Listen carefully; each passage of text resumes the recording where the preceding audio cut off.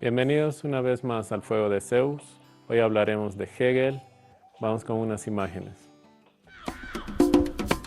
Hoy hablaremos de un pensador destacado a nivel mundial, George Hegel. Nace el 27 de agosto de 1770 en Berlín, Alemania.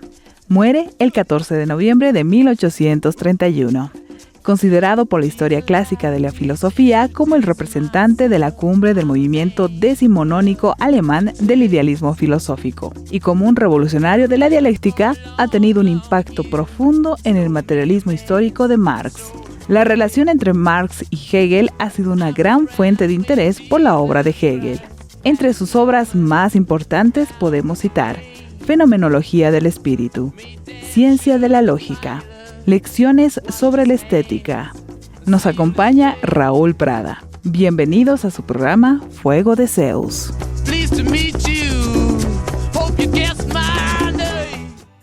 Bien, ahí teníamos algunas imágenes sobre nuestro autor, nuestro pensador, Hegel, y para que nos explique el concepto de este filósofo, nos visita, Raúl Prada. Bienvenido otra vez.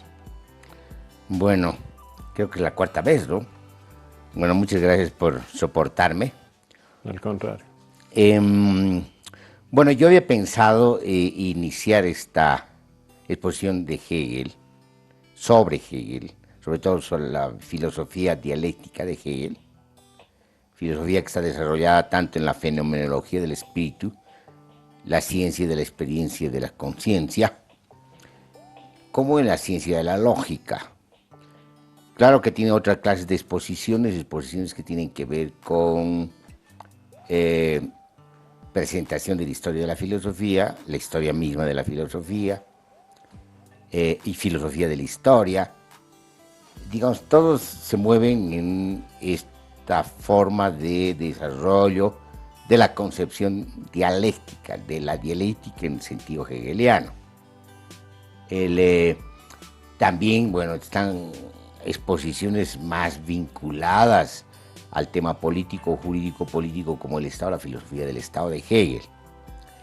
Sin embargo, como yo tengo el antecedente de haber empezado con exposiciones sobre Spinoza y Kant, donde ya insinuamos una crítica de Hegel, de la dialéctica de Hegel, yo había pensado desarrollar esta exposición a partir de la crítica de la dialéctica de Hegel, no tanto, digamos, haciendo una exposición apologista de la dialéctica de Hegel. Y quizás esto convenga más, puesto que ya cuando hablamos de Hegel estamos hablando de ciertas connotaciones. Esas connotaciones tienen que ver con el desarrollo del marxismo, tanto en términos de filosofía, de pensamiento de la acción, de política y de ideología. Es decir, están muy vinculados. Se hace una lectura preponderantemente desde el marxismo sobre Hegel. Es decir, ya sea este marxismo muy cercano a Hegel o más bien muy distante de Hegel.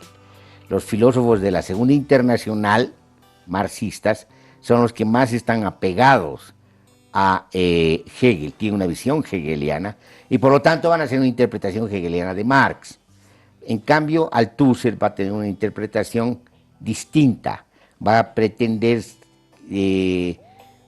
tener o comprender o interpretar una dialéctica materialista en Marx, y a partir de esa dialéctica materialista Marx habría superado a Hegel y sería una dialéctica superior a la hegeliana. Digamos, a ese es el tramo de la discusión. Entonces, estamos atravesados o acompañados más bien por una visión, por una lectura marxista de Hegel. Obviamente no estoy de acuerdo con una visión y una interpretación marxista de Hegel, por más vínculos que haya tenido Marx con Hegel. Esos vínculos tienen que ver con su formación filosófica, ¿no? Marx forma parte del hegelianismo de izquierda y obviamente conoce muy bien a Hegel.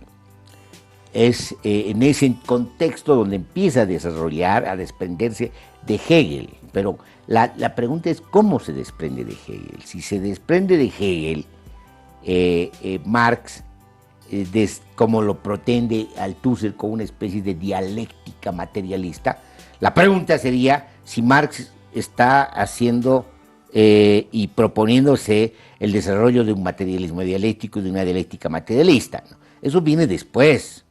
Eso en principio viene de la Segunda Internacional, cuando hay interpretaciones filosóficas de filósofos que se hacen marxistas. No tienen formación marxista, tienen formación filosófica, formación de la filosofía occidental, muy bueno, pero que se hacen marxistas y hacen una interpretación desde la filosofía de Marx.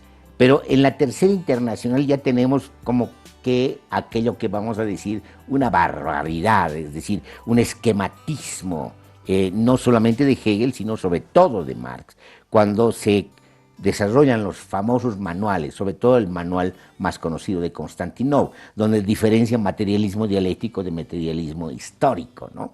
Digamos, esas barbaridades manualistas son aquellas que van a pretender haber superado a Hegel, pero con posiciones más esquemáticas, más manualistas, más propagandísticas y sobre todo más operativamente ideológicas. Y más ideológicas, operativamente más ideológicas en el sentido de que estamos hablando de la nomenclatura del Partido Comunista de la Unión Soviética, es decir, de la burocracia. Entonces ellos necesitaban una legitimación del orden, que yo he llamado en su momento también aquí una especie de monarquía socialista, un barroco espantoso, bizantino, que solamente puede darse, y bizarro, que solamente puede darse en este tipo de institucionalizaciones de la revolución socialista, que es el socialismo real. Bueno, pero no estamos hablando de eso, sino estamos hablando de Hegel. ¿Pero por qué estamos hablando de Marx y del marxismo respecto a Hegel? Porque las preponderantes interpretaciones de Hegel datan de ahí. Muy bien, pero volviendo a Hegel, ¿qué tenemos? Primero, la mediación. Marx nunca ha pretendido hacer un materialismo dialéctico, eso es lo que se inventan después. Marx sí hace una crítica de la dialéctica de Hegel, pero en otro sentido, en el sentido hegeliano, en el sentido de que critica de Hegel la filosofía especulativa, el aspecto especulativo de la dialéctica, una dialéctica especulativa. Y él sigue desarrollando una dialéctica hegeliana en su crítica de la dialéctica de Hegel, y de la dialéctica de la filosofía de Hegel, y sobre todo de la crítica de la filosofía del Estado de Hegel. Él hace un desarrollo dialéctico hegeliano distinto a lo de Hegel. Es decir, por ejemplo, en vez de concluir como concluye Hegel en la filosofía del Estado, donde dice el Estado es la realización de la libertad en el sentido dialéctico, es decir, la superación de las contradicciones de la libertad, del devenir de la libertad y la realización como Estado.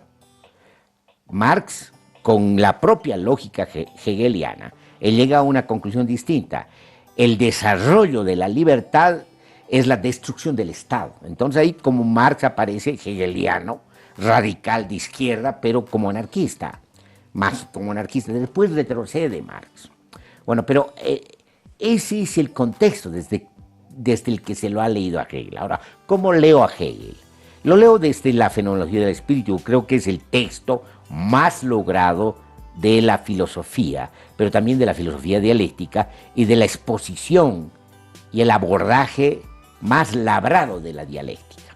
¿Por qué? Porque, digamos, en la fenomenología del espíritu, en la ciencia de la experiencia de la conciencia, tenemos no solamente un desarrollo muy maduro, bastante complejo de lo que es la dialéctica, que no es lo que de alguna manera nos enseñó el marxismo, y menos los manuales del marxismo, ¿no? Es decir, la dialéctica no es esa, para empezar con una de las tesis más bárbaras del marxismo, tesis, antítesis, síntesis. ¿Qué es eso? Eso es la lógica. Toda lógica tiene esa forma silogística de desarrollo, es decir, premisa, ¿no? Mediación y conclusión, eso es no se reduce pues la dialéctica a eso. Solo los burócratas que se creen filósofos podían haber dicho semejante barbaridad. Es decir, la dialéctica de Hegel es otro tipo de desarrollo. Un desarrollo que tiene mucho que ver con un concepto que él va a rescatar, digamos, en varias exposiciones que tiene, que es el devenir. Y obviamente viene de Heráclito, esta idea del devenir. Solo que no es heraclitiano, sino es una idea de Heráclito, pero que se va a desarrollar en el sentido hegeliano, en el sentido del movimiento. ¿Pero qué tipo de movimiento? En el sentido de un movimiento negativo. La clave en la dialéctica de Hegel es la negatividad. ¿Y qué es la negatividad? No solamente es la contradicción. Es decir, no solamente es la contradicción que se va a superar en la síntesis de la contradicción, que los marxistas que interpretan a Hegel llaman la síntesis de la tesis y la antítesis. No, no solamente es eso. Es decir, el desarrollo de la contradicción es desarrollo del movimiento de la contradicción en el movimiento del devenir. Pero ¿de qué devenir estamos hablando? En el caso de Hegel no estamos hablando de un devenir cosmológico como en el caso de Heráclito, sino estamos hablando de un devenir en el sentido más espiritual, más racional, en el sentido del saber absoluto, en el sentido de la conciencia. Estamos hablando del devenir de la conciencia. Ese es el campo en el que se mueve Hegel. Y por lo tanto, obviamente, hay que atender primero eso. Podríamos hablar desde la conciencia de algo que tenga que ver con el materialismo. Bueno, en el sentido tan pedestre, tan geológico marxista, no se puede hablar de esa forma del materialismo.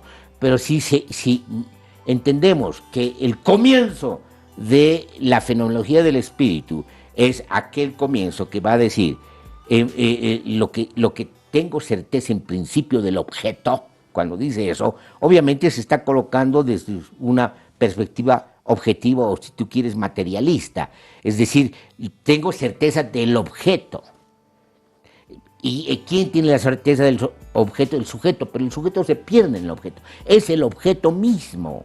Es decir, es este extrañamiento, porque así se llama en términos de la filosofía hegeliana, el extrañamiento, es decir, salir hacia afuera, esta exteriorización, es parte de esa dialéctica, del movimiento dialéctico, de la dialéctica como movimiento de la negatividad. Ese es Hegel, no las barbaridades que nos han contado los marxistas. Entonces, estamos obviamente ante una filosofía muy rica, pero una filosofía a su vez ingenua. ¿Por qué? Pero sigamos antes de mi crítica en la filosofía de Hegel. Entonces, cuando plantea ese extrañamiento, dice, bueno, pero al final ese objeto es y no es. En términos de singulares, es la noche, pero puede ser el día. Es tal objeto o tal otro, es decir, cambia, hay una variabilidad. Entonces hay una negación. Ese objeto no es al serlo. Entonces, cuando plantea eso, lo que hace es precisamente plantear la relatividad del objeto, pero para volver a la relatividad del yo, del sujeto, porque va a decir, digamos, tengo certeza, pero tengo certeza desde mi subjetividad. Entonces yo tengo certeza desde mi subjetividad, y al decir eso, lo que está planteando es, digamos, un tipo de instancia, un tipo de comienzo de la experiencia de la conciencia. Y esa experiencia de la conciencia como que de alguna manera se reconoce como el autor de esa construcción del objeto, y ese autor de la construcción del objeto es la capacidad subjetiva. Cuando hace eso, entonces como que vuelve.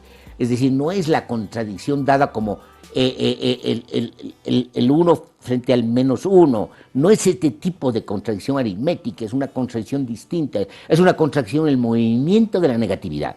Entonces, cuando plantea eso, y dice, muy bien, pero ni siquiera ese yo puede afirmarse, quedarse quieto, porque también es negatividad.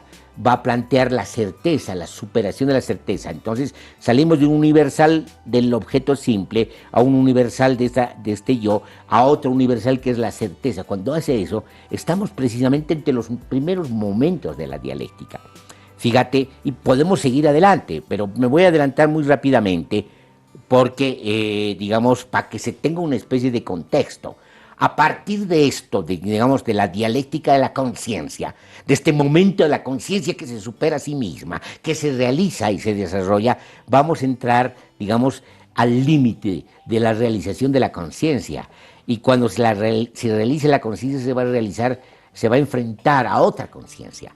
Y cuando se enfrenta a otra conciencia, va a demandar reconocimiento. Y cuando una autoconciencia se enfrenta a otra autoconciencia, va a demandar reconocimiento. Ya no es conciencia, sino es autoconciencia, porque ya es consciente de sí mismo. Y una autoconciencia es autoconciencia cuando se enfrenta a otra autoconciencia, es decir, a su imagen, pero va a reclamar reconocimiento. Fíjate, ha entrado a otra dimensión de la dialéctica. Ya no es un problema del conocimiento del objeto, no es la participación del sujeto, sino aquí hay una demanda de lo que implica la autoconciencia, la relación con la otra autoconciencia, la dialéctica de las autoconciencias. Estamos entrando en una dimensión social muy consciente.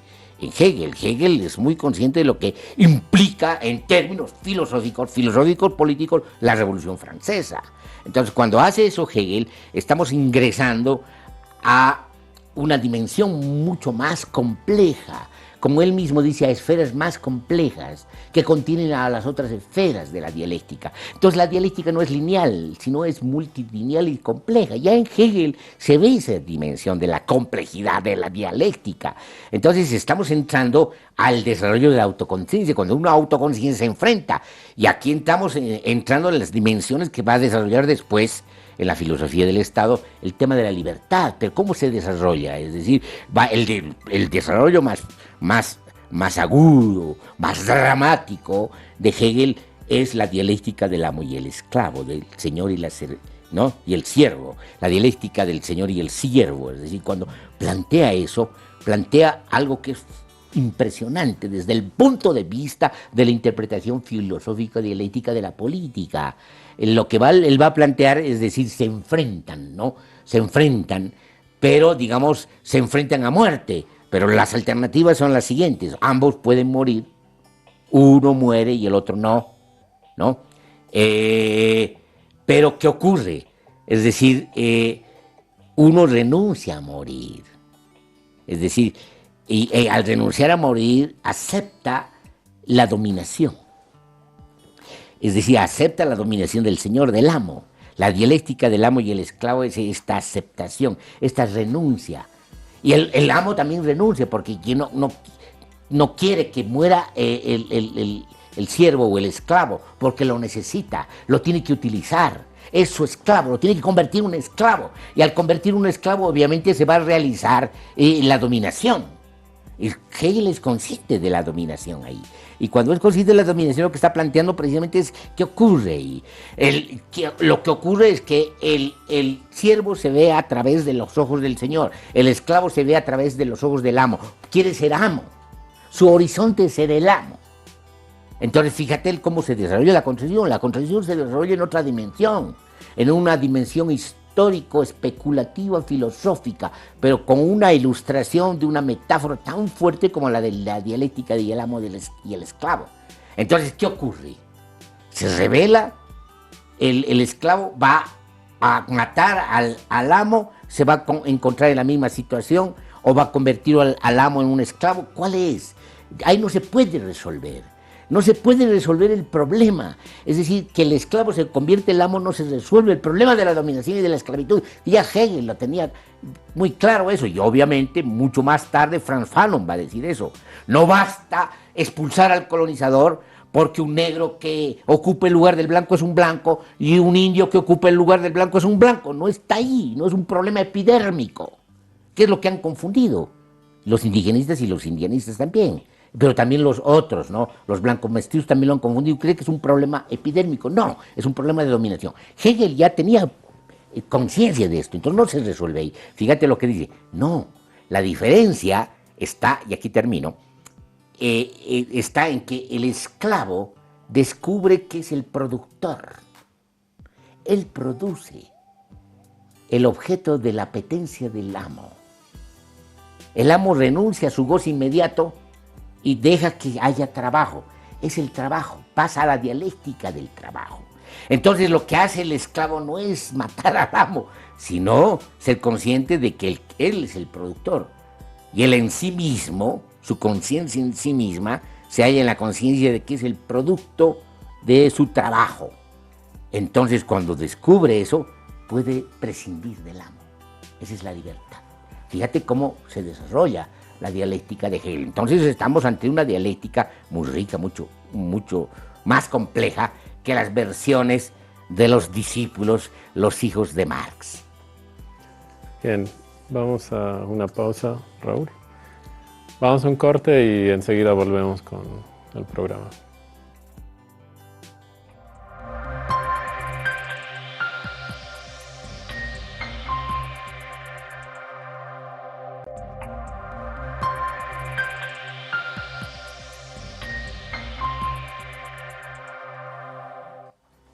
Bien, estamos de vuelta con el programa y nos habíamos quedado en esto del amo y esclavo. Puedes continuar, Raúl. Ya, tú tenías una pregunta entre telones. Sí.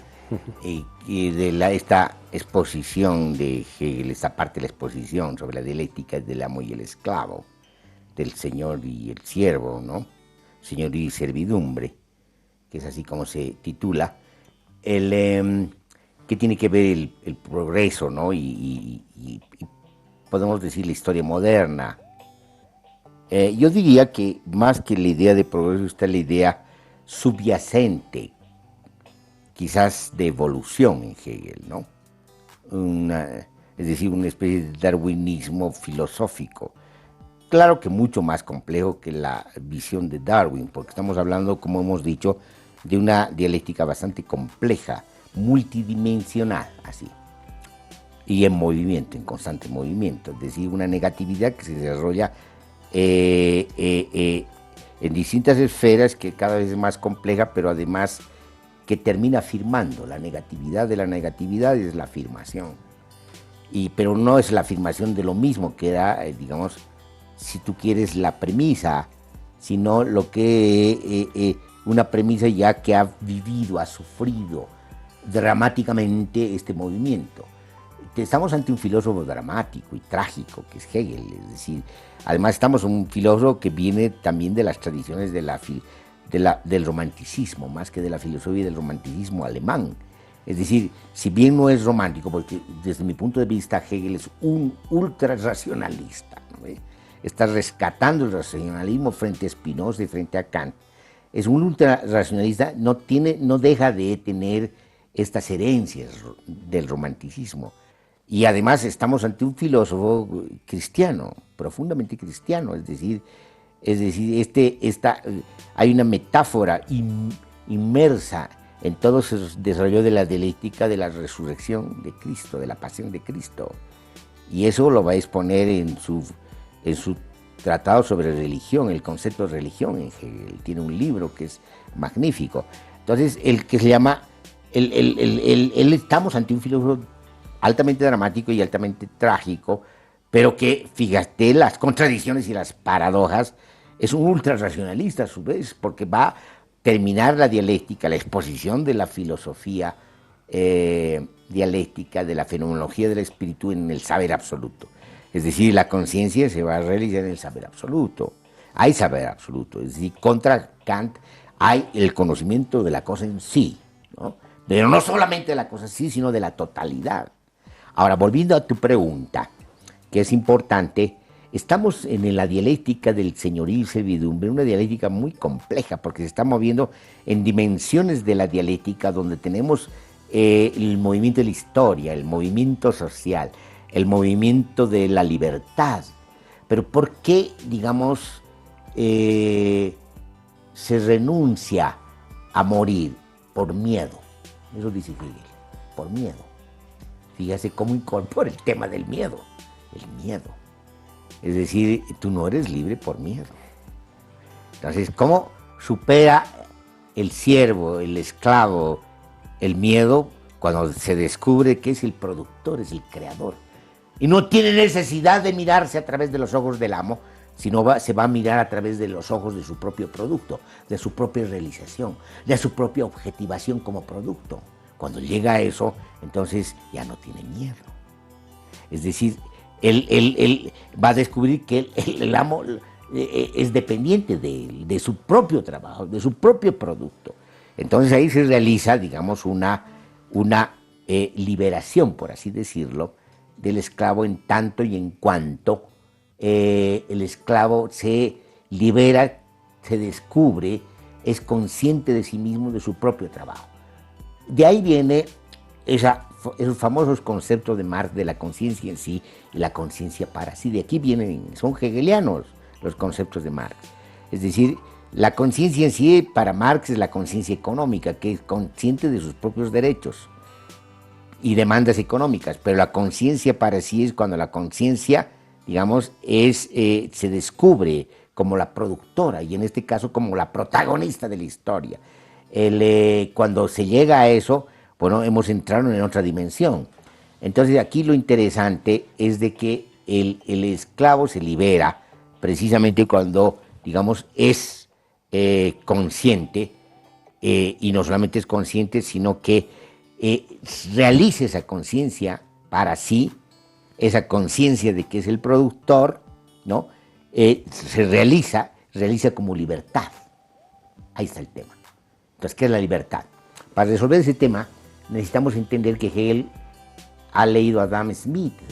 Hegel ha leído la economía política británica y obviamente la conoce y obviamente está manejando, interpretando filosóficamente la economía política, y en ese sentido la libertad, digamos, es se mueve en varias dimensiones. Primero, es el reconocimiento del otro, de la autoconciencia. En la dialéctica del amo y el esclavo, cuyo título es la dialéctica señorío y servidumbre en la fenomenología del espíritu, que es la parte más densa de la fenomenología del espíritu, necesitamos situarnos en esta esfera superior de la dialéctica de la experiencia y de la conciencia, para poder apreciar el alcance de los conceptos que están en juego. El concepto de autoconciencia es un concepto muy rico, porque está planteando la necesidad del autorreconocimiento, del reconocimiento, de la demanda del reconocimiento. En la medida que una autoconciencia no reconoce la otra autoconciencia, no es autoconciencia y por lo tanto no puede ser igual y por lo tanto tampoco puede ser libre. Fíjense lo interesante de todo esto. Es decir, solo en la medida que reconozco la igualdad, en la medida que reconozco la autoconciencia, soy libre. Y por lo tanto estoy en una dimensión superior de la conciencia, en la autoconciencia. Pero ¿cómo se realiza esta conciencia? Ya hemos hablado de la realización de esta autoconciencia en la medida que la conciencia se supera a sí mismo, en la medida que se descubre que es productora, en la medida que descubre que su trabajo es la realización del producto, inclusive que su trabajo es la realización del producto, pero además del contexto en el que se desenvuelve el propio amo. El amo se vuelve dependiente y por lo tanto el esclavo no necesita verse a través de los ojos del amo, sino se va a ver a través de los ojos de su propio producto. En sí mismo es el producto, es la realización de su producto. Entonces, en ese momento, digamos, es libre en la medida que se hace libre por su trabajo. Ese es el planteamiento de Hegel, es muy interesante. Y obviamente aquí está asumiendo lo que conoce Hegel de la economía política británica. Y en ese sentido hay una conexión con Marx. Y Marx tiene una conexión con Hegel y con la economía política británica en la medida que está asumiendo esta tesis del trabajo. Es decir, esta tesis de la realización a través del trabajo. Y esta tesis de la realización a través del trabajo significa básicamente de que lo que se realiza es el sujeto en tanto sujeto del trabajo. Es decir, en tanto, digamos, trabajador. pero un trabajador que solamente es libre en la medida que es consciente de sí mismo. Entonces la autoconciencia implica todo esto. Pero la autoconciencia no solamente es una de las causas, por así decirlo, de la libertad, sino la pérdida de miedo. Cuando el esclavo pierde el miedo, es autoconsciente. Entonces cuando pierde el miedo es libre. Es libre por su trabajo y es libre porque pierde el miedo. Es libre porque establece una relación distinta de igualdad con el otro, con la otra autoconciencia. Y lo mismo depende en relación al amo, porque Hegel dice, el amo no es libre, es amo, pero es esclavo. ¿Por qué? Porque depende del trabajo del esclavo, porque tiene una conciencia esclava. No puede mirar la totalidad, solamente mira a través de sus ojos, y al mirar a través de sus ojos ve un esclavo y ve un producto de la apetencia de su goce. Pero él no puede ser libre, no puede conocer, no conoce, salvo, digamos, si ustedes quieren, las apariencias. Pero no conoce, porque no conoce el producto de un trabajo porque no es trabajador. Fíjense lo que está planteando. Obviamente esto podemos decir es marxista, es un Hegel, digamos, que se adelanta. Y es muy interesante esto porque aquí nos está mostrando todas las dimensiones que están en juego. La guerra, porque como producto de la guerra hay una dominación. Se renuncia a la lucha, al fin, a muerte. Y esa renuncia establece una especie de código de institucionalidad de la dominación. Y después de esa renuncia, no se resuelve esa renuncia porque ni el amo que se cree libre no es libre, ni el esclavo es libre. Solo se es libre a través de la liberación, de la subversión del esclavo que se descubre productor. Y cuando se descubre productor, realización de su propio trabajo, ve de manera superior, conoce. El que no conoce es el amo, que en realidad tiene una conciencia esclava. Fíjense todo lo que está en juego. Entonces, esta parte realmente es maravillosa. Es tan maravillosa que ha traído como consecuencias varias interpretaciones, o interpretaciones que se han, digamos, tratado de situar, que se llama en el tema, y han tratado de desarrollar todas las consecuencias filosóficas de esta parte. Kojève, por ejemplo, ¿no ve? En la dialéctica y el amo y el esclavo, el mismo Bataille, que retoma obviamente de una manera mucho más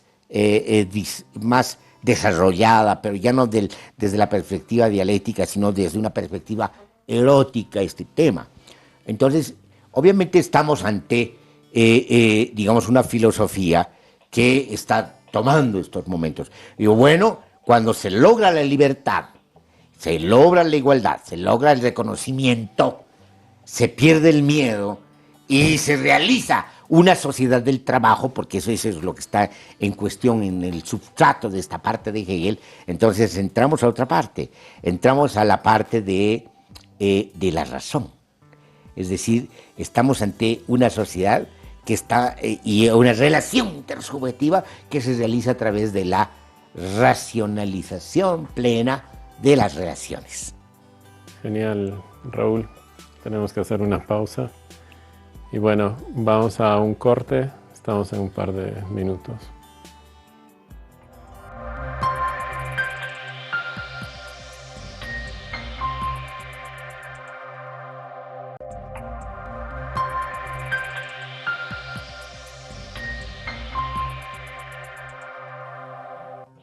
Bien, estamos de vuelta con Raúl y nos habíamos quedado en la razón. Y bueno, explicarnos un poquito sobre eso y también después de eso tu crítica hacia Hegel, ¿no? Sí, bueno, nos daría para largo seguir con esta parte. Yo necesito tocar mi crítica, aunque no la desarrolle mucho, pero es indispensable, sobre todo para mostrar otro tipo de lectura de Hegel. Bueno, cuando se llega, digamos, a la razón, ya estamos en una esfera superior a la conciencia, a la autoconciencia, estamos en la razón. Es decir, y ahí obviamente vamos a asistir a una exposición mucho más compleja que la anterior, donde precisamente muestra, digamos, la realización de la razón, ¿no? No voy a detallar, porque precisamente quiero hacer la crítica, y después de la razón se entra el espíritu, que es en realidad es la cultura, ¿no?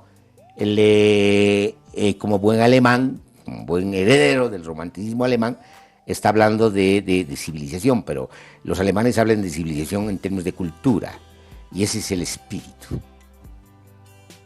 ¿Y qué es el espíritu? Es la comunidad. Eso dice que es la comunidad. El espíritu es la comunidad. Fíjate a dónde llega, es decir, llega a dimensiones, si tú quieres, comunistas adelantadas, pero en el comunismo en el buen sentido de la palabra, no en el sentido burocrático de la palabra, ¿no? Porque estos comunistas institucionalizados creen que ser comunista es estar en el Partido Comunista. Es decir, eso realmente es muy gracioso, ¿no? Comunista es el que asume la comunidad, y Hegel aquí podría ser hasta comunista, en el sentido de que dice el espíritu de la comunidad. Ahora, muy bien, pero ahí, que es una dimensión muy, muy fuerte, también encuentra Hegel sus límites. Es decir, encuentra los límites, digamos, del espíritu, y el espíritu no termina de realizarse, porque no termina de encontrarse a sí mismo, no termina de ser suficientemente racional, no hay, digamos, no se logra, digamos, una realización plena de la conciencia y por lo tanto de la racionalidad inmanente, y solamente la realización de la racionalidad inmanente se va a dar como saber absoluto. Entonces ahí, digamos, vamos a llegar al saber absoluto, y ahí también tenemos otra exposición, que es casi todas las exposiciones desde el punto de vista del lenguaje, de todas estas esferas, de todos estos momentos de la dialéctica, son parecidas, pero en realidad no está diciendo lo mismo, está diciendo distintas cosas, distintas connotaciones en las distintas dimensiones, pero en dimensiones que cada vez se hacen más complejas. Entonces, la fenomenología del espíritu se realiza en el saber absoluto, ¿no? Que es, digamos, la culminación de la filosofía. Hegel pretende que con él acaba la filosofía, acaba la historia. Es el fin de la historia, es el fin de la filosofía, es la realización de la filosofía como saber absoluto, y es la realización de la historia. Mi crítica. Bueno, todo esto es maravilloso desde el punto de vista filosófico y desde el punto de vista de la experiencia de la conciencia. Esto es maravilloso en la medida que Hegel se sitúa en la historia de la filosofía y retoma las herencias de la filosofía, encuentra sus limitaciones y las supera. Él se va a mostrar como superación de esas filosofías. No es que dice son falsas, sino son parte de los momentos de la historia de la filosofía, pero de la filosofía como espíritu y como razón y como saber absoluto, que es él.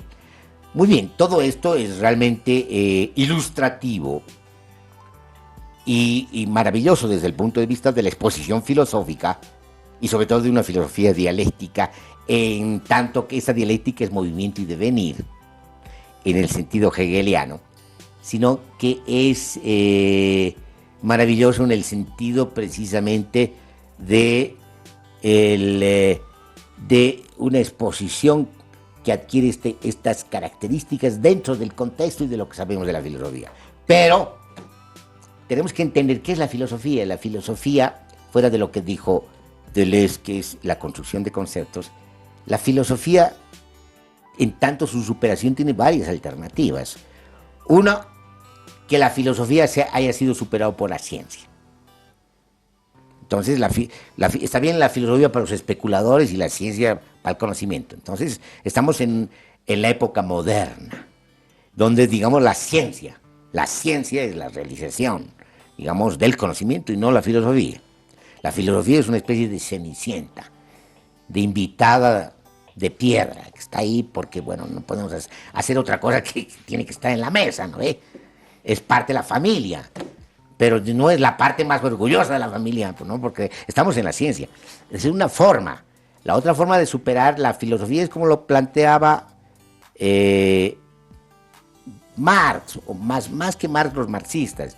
Es decir, la realización de la filosofía, la superación de la filosofía es la política, es la acción. Es la realización de la política, es la realización del socialismo, ¿no? Pero, digamos, ¿cuál es el problema aquí? Es decir, en realidad, digamos, estamos ante la superación de una filosofía supuestamente idealista con una filosofía materialista. Eso es casi indemostrable, Porque la filosofía, en tanto se expresa y se expone, sigue siendo una filosofía que se dice a través del lenguaje y a través de conceptos y a través de un lenguaje muy particular que es el lenguaje filosófico. Pensar la materia como piensa ese materialismo de manual es pensar, digamos, un concepto. Es decir, son tan idealistas como los idealistas que dicen, el problema no está ahí. Esa es otra manera de superar, pero hay una manera de superar que ya estaba en Marx, cuando hace la crítica de la ideología. Marx es la crítica de la ideología. Dice, la filosofía es ideología, en ideología alemana. Entonces, desde mi punto de vista, ¿qué es la ideología? Es la máquina de la fetichización. Entonces, la crítica de la ideología es decir, bueno, la filosofía es ideología, es un fetiche. Es decir, establecen relaciones fetiches especulativas que no son reales. La economía también es una ideología, es la crítica de la economía política de Marx. Entonces es una ideología. Entonces la otra superación es decir, bueno, y la filosofía también es una ideología. Muy bien, si es una ideología, entonces ¿en dónde estamos? Para terminar esta parte, tendríamos que decir de que toda filosofía, al final de cuentas, se ha basado siempre en una ciencia. Hay una relación. Los presocráticos y los socráticos tuvieron una relación, incluyendo a los cínicos, ¿no ve? Que eran parte de la filosofía griega. Tenían un zócalo. Ese zócalo epistemológico es la ciencia, su física y matemáticas de su tiempo. Ese es lo que da, digamos, el alcance, el horizonte de lo que puedes conocer, de lo que puedes hacer, de lo que puedes esperar, para parafrasear a Kant. Entonces, lo que pasa con la filosofía moderna es que tiene otra ciencia. Hay una revolución en la ciencia y en la tecnología. Estamos en la ciencia newtoniana, en la física newtoniana, y ese es el núcleo, el nuevo zócalo. Y sobre ese zócalo, la filosofía va a reflexionar sobre las consecuencias de esa ciencia. Pero ahora estamos en otra ciencia que ha tardado en ser reconocida. Estamos en la física relativista y la física cuántica. Y cuando estamos en la física relativista y la física cuántica, otras son las consecuencias. Muy bien, hay una relación entre la filosofía. Todavía la estamos salvando la filosofía, pero hay un problema aquí. Y voy a empezar con lo siguiente, sin desarrollarla, porque sé que no hay mucho tiempo. Bueno, pero realmente en la exposición de Hegel es el objeto, el sujeto se enfrenta a un objeto, se descubre en el objeto. No es real, eso no es empírico. Empíricamente, el sujeto que todavía no es sujeto, que es un bebé, es un niño o una niña, lo que reconoce, lo que tiene al alcance, lo que mira es la madre, el seno de la madre, si tú quieres, es la madre. No es la relación sujeto-objeto, es la relación sujeto-sujeto. Constitución de un tipo de subjetividad en cierres y en relación a otro sujeto que está constituido culturalmente, civilizatoriamente, una madre, institucionalmente. Es decir, la relación con la madre además es subjetiva y es carnal en la medida que amamanta al niño. Entonces, estamos empíricamente en otro tipo de comienzos. Entonces, si este es el comienzo de Hegel, ya en el comienzo Hegel fracasa. Entonces, el fracaso de Hegel implica, digamos, el fracaso de toda la filosofía, porque la filosofía está hablando de otras cosas que no son reales. Está hablando de una realidad inventada por la propia filosofía, pero no está hablando de la realidad efectiva. La realidad efectiva ya nos habla de las ciencias. Digamos, las ciencias humanas y las ciencias sociales nos han enseñado de que, digamos, nuestras relaciones, nuestro devenir, nuestra constitución es otro. Entonces, aquí empezaríamos la crítica no solamente de Hegel, sino de la filosofía desde la perspectiva del pensamiento complejo. Bien, Raúl, como siempre nos quedamos sin tiempo, es para más tiempo el hablar de filosofía y bueno, y tus exposiciones. Quedas invitado para otra entrevista, te agradezco mucho. Nos tenemos que ir. Nos tenemos que ir, adiós. Muchas gracias por todo. Bien, esto fue el Fuego de Zeus. Hasta un próximo programa. Gracias.